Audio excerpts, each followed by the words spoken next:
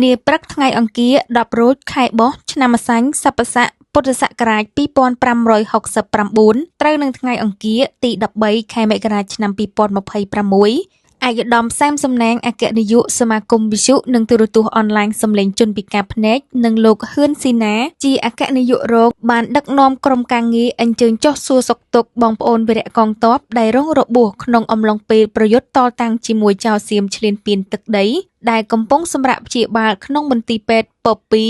នាក្រុងបាត់ដំបង ក្នុងស្មារតីគោរពដឹងគុណចំពោះវីរៈកងទ័ពខ្មែរ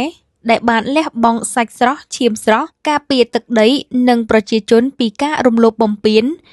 ពីសំណាក់ចៅសៀមឈ្លានពាន ឯកឧត្តម សែម សំណាង និងអគ្គនាយករងព្រមទាំងក្រុមការងាររបស់សមាគមវិទ្យុនិងទូរទស្សន៍អនឡាញសំឡេងជនពិការភ្នែកបានអញ្ជើញជួបសំណេះសំណាលនិងសួរសុខទុក្ខបងប្អូនវីរៈកងទ័ពព្រមទាំងបាននាំយកនៅអំណោយដែលជាមូលនិធិសមាគមវិទ្យុនិងទូរទស្សន៍អនឡាញសំឡេងជនពិការភ្នែកដែលបានមកពីការគៀងគររៃអង្គាសពីសំណាក់បុគ្គលិកព្រមទាំងសប្បុរសជនមួយចំនួនជូនដល់វីរៈកងទ័ពចំនួន 37 នាក់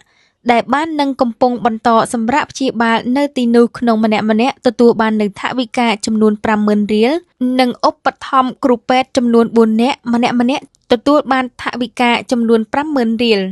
នេះជាលើកទី 6 ហើយដែលឯកឧត្តម សែម សំណាង និងលោក ហឿន ស៊ីណាព្រមទាំងបុគ្គលិកសមាគមវិទ្យុនិងទូរទស្សន៍អនឡាញសំឡេងជនពិការភ្នែកបានចែករំលែកសេចក្តីស្រឡាញ់ប្រកបដោយក្តីមេត្តាជូនចំពោះវីរៈកងទ័ពនិងជនភៀសឹកក្នុងអំឡុងពេលសង្គ្រាមសៀមឈ្លានពានទឹកដីកម្ពុជា